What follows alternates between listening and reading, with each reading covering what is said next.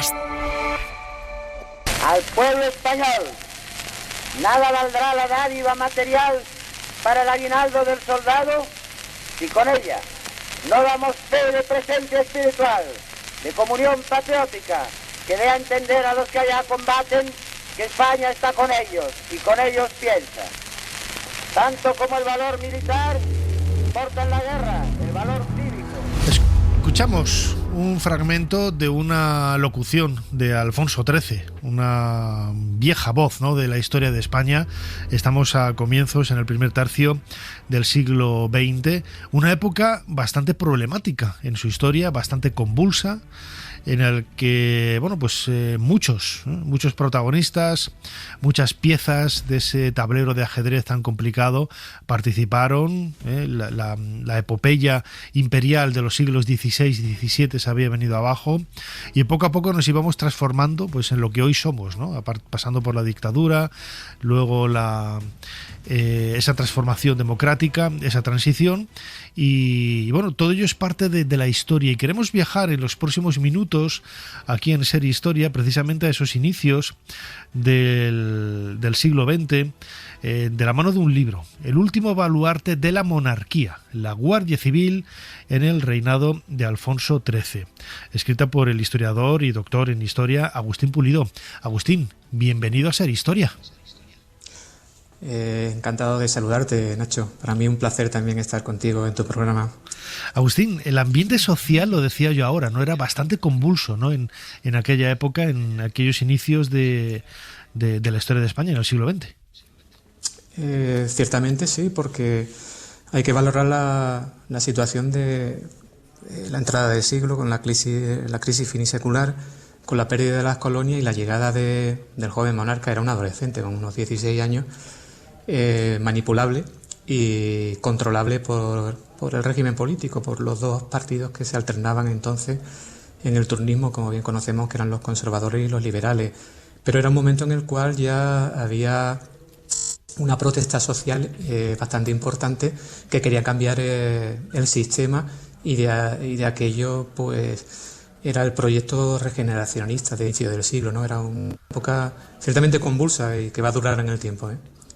Claro, hay que pensar que el Alfonso XIII llega al gobierno en 1902 con 17 años, ¿no?, y gobierna hasta la Segunda República en 1931, que son casi 3 décadas. Pero como usted comenta, ¿no?, como tú comentas, Agustín, en el título del libro, ese último baluarte de la monarquía será la Guardia Civil, que tendrá una importancia vital, ¿no?, en el transcurso del gobierno de Alfonso XIII. Claro, porque hay que considerar un poco que era la única fuerza de seguridad a nivel nacional, que arrastraba ya, se había creado en 1844 y ya tenía un bagaje histórico interesante, ¿no? Porque había pasado durante el siglo XIX por una monarquía, por una revolución, por una república, explico, la llegada de un nuevo monarca. Ya estaba consolidada como el cuerpo de seguridad, y ante los numerosos retos que se le van a plantear, sobre todo en la cuestión de político-social, ¿no?, porque es el momento en el cual empiezan las reivindicaciones de alguna forma serias en este sentido, ¿no? Y la Guardia Civil va a durar durante las 3 décadas, modificando incluso su propia opinión sobre el régimen, pero se va a mantener fiel a la monarquía hasta el último momento. De ahí viene el título del último baluarte de la monarquía, porque si lo recuerdan un poco, la llegada de la República, a lo último que se espera que se iba a enfrentar al fervor republicano dentro de la camarilla que rodeaba a Alfonso XIII, se solicita ver qué opinión tomaba la Guardia Civil, ¿no? En su momento el director general Sanjurjo pues adoptará la decisión de que la victoria ha sido muy clara y que la Guardia Civil se va a mantener fiel a lo que han decidido las urnas. ¿Cómo veía la calle, cómo veía el pueblo el papel de la Guardia Civil? Es decir, venimos un poco también de esa semana trágica en Barcelona también, bueno, pues con muchas reinterpretaciones que ha habido luego, ¿no? De lo que sucedió allí, pero ¿cómo veía la calle, el mundo obrero, el mundo el campesinado también y ese aspecto más rural que luego se fue acercando poco a poco a las ciudades, el papel de la Guardia Civil? La Guardia Civil en ese sentido tendría una visión dual, ¿no? Por una parte, las clases privilegiadas la van a considerar como su defensora para mantener el régimen que a ellos les favorece, y por otro lado, ante la contestación social del pueblo, se van a encontrar que esa es la fuerza que le impide de alguna forma que se modifique el sistema. Entonces los ven como unos enemigos, pero nunca contemplando la posibilidad de que los guardias civiles no eran otros que gente del pueblo que tomaban un uniforme y desde ese momento pues eran los garantes del orden del momento. Es interesante, si dentro del libro yo lo expongo, es la propia visión que tiene la Guardia Civil sobre la situación, ¿no? Y aunque parezca mentira, había voces muy discrepantes sobre el régimen político y había unas críticas enormes hacia el caciquismo, ¿no? Porque el caciquismo de alguna forma también incidía en el servicio de la Guardia Civil, en el sentido de que intentaban manejar a los puestos y a las compañías a su favor, los terratenientes, y muchísimos guardias se negaban a que los manejaran. Pero claro, la situación política era la que era y la disciplina que imperaba en el cuerpo pues a veces se imponía sobre los propios criterios, ¿no? Uh-huh. Claro, quizás esa bipolaridad o ese aspecto quizás más cercano quizás al pueblo por parte de la Guardia Civil en aquella época nacía también del hecho de que habría gente, ¿no?, de esas clases sociales que aspiraban o habían llegado, ¿no?, a ser miembros de la Guardia Civil y claro, veían su entorno familiar o el de algún contexto quizás, como digo, un vínculo afectivo más próximo, pues esos problemas como algo mucho más íntimo y algo mucho más personal, ¿no? ¿Quiénes aspiraban? ¿Quiénes eran las personas? ¿Cómo se accedía? Hoy sabemos, bueno, pues hay estudios, hay academias, hay oposiciones, pero ¿cómo se llegaba a la Guardia Civil en aquella época del primer tercio del siglo XX, en pleno reinado de Alfonso XIII? El sistema de recluta, vamos a hablar de lo que serían los guardias, ¿no? Porque la oficialidad, muchísima parte de la oficialidad procedía de oficiales del ejército que querían pasarse a la Guardia Civil, quizás porque tienen mejores condiciones económicas que en el ejército, y no por una mayor proyección en la carrera profesional, porque no la tenían, ¿no? Pero sí en cuanto a los emolumentos eran superiores a los que cobraban en el ejército. Entonces, eso en cuanto a la oficialidad, pero en cuanto a lo que era la tropa, el guardia procedía en su 98% de personal del ejército. Y personal del ejército que hay que contemplar que la exigencia para entrar a la Guardia Civil en un principio era bastante grande, en el sentido que se le exigía saber leer y escribir, que hoy por hoy nos puede parecer una sandez, pero es que en el momento el índice de analfabetismo que teníamos en España, sobre mitad del siglo XIX, por ejemplo, nos acercábamos al 80%. Claro, intentar que se pudiera seleccionar una recluta de tropa que supieran saber leer y escribir con una determinada altura, con unas determinadas condiciones éticas, para que no fueran personas corruptas, etcétera, la recluta era bastante complicada por la exigencia, ¿no? Entonces la forma de ingreso en el cuerpo era los aspirantes del ejército se apuntaban en una lista de aspirantes y se les hacía un examen que hoy por hoy sería irrisorio lo que voy a decir, ¿no? Pero lo único que se le exigía para entrar era saber leer y escribir, las 4 reglas de matemáticas, las reglas de 3, un escrito al dictado y memorizar unos reglamentos del ejército y de movimientos, de orden cerrado, e incluso algunas nociones sobre código penal, pero ya está.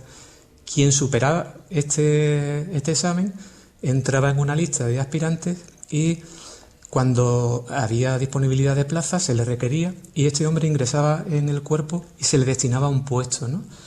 Estaba durante 6 meses en un puesto de la Guardia Civil bajo la supervisión del comandante de puesto y con el informe favorable del sargento o del cabo comandante de puesto, pues había después una revisión por parte del jefe de la línea, que solían ser siempre unos tenientes o alfereces en su momento, o segundos tenientes, y posteriormente ya el que certificaba si se ingresaba o no por un compromiso de un tiempo determinado. O sea, no se ingresaba de forma indefinida, sino que se ingresaba por periodos de 3, 4, 6 años, así hasta los 50, el que podía llegar a los 50 con las condiciones de la época.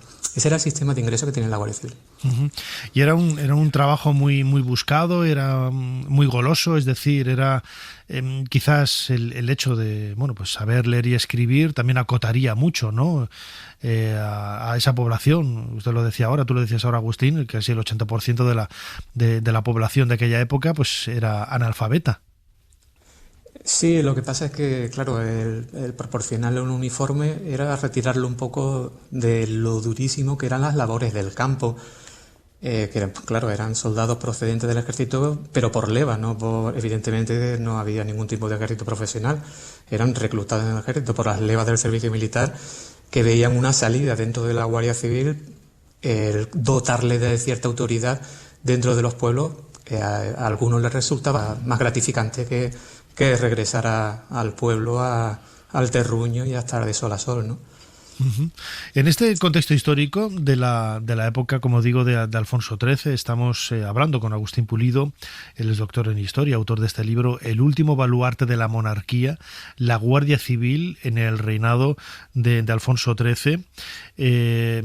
¿Cuál era la visión por parte de la monarquía de esa Guardia Civil? Es decir, estamos hablando de esa fidelidad, ¿no? También desde el punto de vista de la Guardia Civil a la elección, a lo que había salido de las urnas, pero ¿cómo era ese vínculo? Podríamos imaginar en algunos altos mandos de casi afectivo, ¿no? Con la cercanía, la privanza y la proximidad con el monarca, ¿no? ¿Cuál era la relación de la Guardia Civil con Alfonso XIII? Alfonso XIII sabemos perfectamente que tenía una íntima relación, sobre todo con los militares, ¿no? Si nos trasladamos un poquito a los tiempos cercanos a Anual, yo creo que es donde podemos verlo mejor, ¿no? La cercanía con el generalato, como por ejemplo con Silvestre, ¿no? O con Dámaso Berenguer. La Guardia Civil no había muchos generales, porque, lo voy explicando también un poco en el libro, lo que son las zonas de la Guardia Civil, lo que serían regiones militares, de alguna forma no se crean hasta 1920 y tantos, ¿no? Y por lo tanto, la cercanía al generalato de la Guardia Civil no existía. Él sí tenía cierta cercanía, la tendría y la tenía con lo que era la figura del director general, ¿no?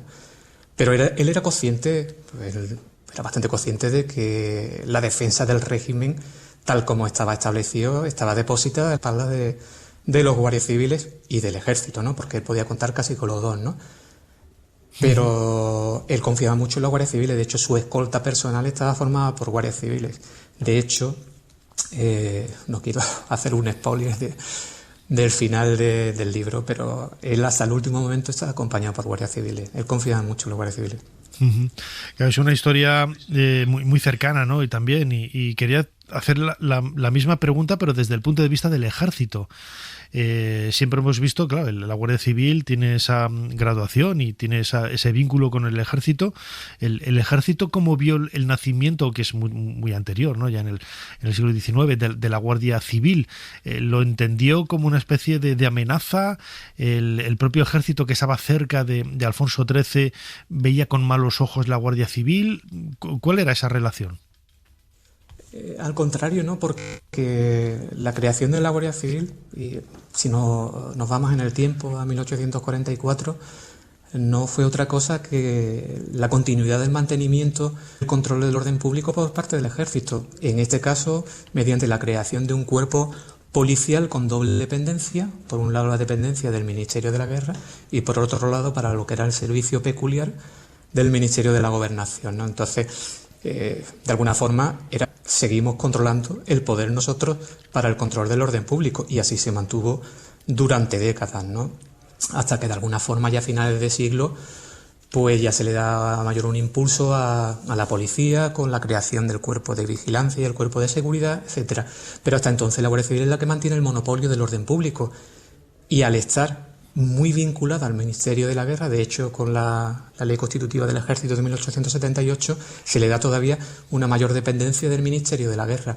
Entonces la relación Guardia Civil con el Ministerio de la Guerra, en definitiva lo que era el Ejército, era una relación muy óptima, y de hecho la mayor parte de la oficialidad venía procedente del ejército, salían de las academias, estaban durante unos años, normalmente, en principio de este siglo, por ejemplo, del siglo XX del que estamos hablando, normalmente pasaban 4, 6, 8 años en el ejército, que normalmente lo que hacían era pedir destino a las tierras africanas para algún tipo de ascenso fulgurante y medallas y tal, y luego muchísimos de ellos pues se incorporaban a la Guardia Civil, por lo que he comentado antes, ¿no? Porque mejores emolumentos a la larga, ¿no? Y de alguna forma tampoco era estar toda la vida en una sala de banderas, como ocurría en parte de la oficialidad del ejército, ¿no? Ya como última pregunta, Agustín Pulido, autor de este libro, El último baluarte de la monarquía, la Guardia Civil en el reinado de Alfonso XIII. Después de Alfonso XIII, ¿qué sucedió? ¿Cómo se diluyó? ¿Cómo interactuó, ¿no? con la llegada de la Segunda República y un nuevo escenario político y social? Pues casi desde el primer día, entonces el director general de la Guardia Civil era el general Sanjurjo, ¿no? Ese mismo día, cuando se recibe la notificación de los resultados electorales, que la valoración es muy rápida, si en las ciudades, que es donde está el voto cualitativo, que no cuantitativo, y no está controlado de alguna forma por el caciquismo, si hayan ganado los republicanos es que el pueblo quiere ser republicano. Entonces esa valoración se realiza por el equipo del gabinete gubernamental de Alfonso XIII, pero hay recalcitrantes, por ejemplo el general Cavalcanti, que es uno de los más díscolos a ofrecerle el poder a los republicanos, y es el que pregunta ¿y qué va a hacer la Guardia Civil? Entonces reclaman la presencia de Sanjurjo, y Sanjurjo lo expone perfectamente. La Guardia Civil se acostó anoche monárquica y hoy es republicana, porque ese es el voto que han querido los españoles, ¿no? Por lo que comentábamos, esa distancia que se procuró por culpa del caciquismo entre los guardias civiles y la población, esto alejó muchísimo a las clases más desfavorecidas de la Guardia Civil, a los cuales veían como enemigos, ¿no? Eran los que estaban ahí enfrente.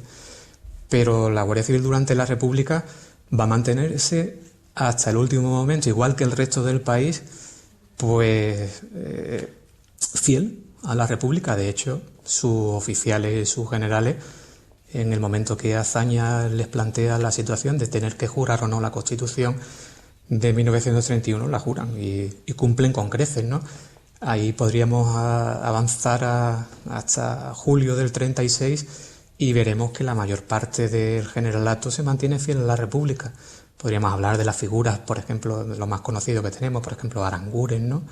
O de Escobar en Barcelona, pero no deja de ser casi lo que ocurrió en todo el país, donde triunfó el alzamiento, la Guardia Civil se mantuvo fiel a los oficiales que los dirigían, y donde no triunfó, pues se mantuvieron fiel a los oficiales que se mantuvieron leales a la República.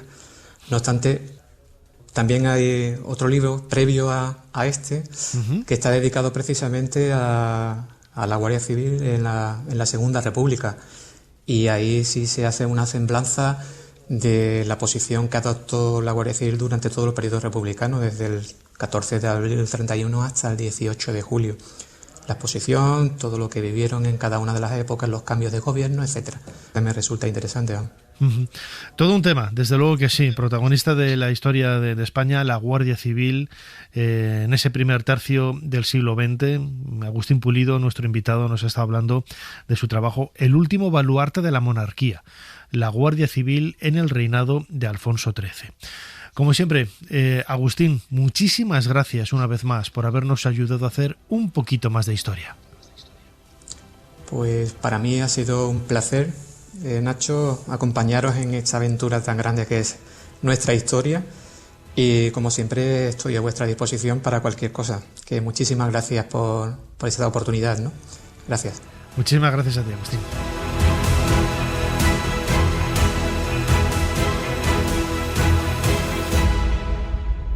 Para no perderte ningún episodio, síguenos en la aplicación o la web de la SER, Podium Podcast o tu plataforma de audio favorita.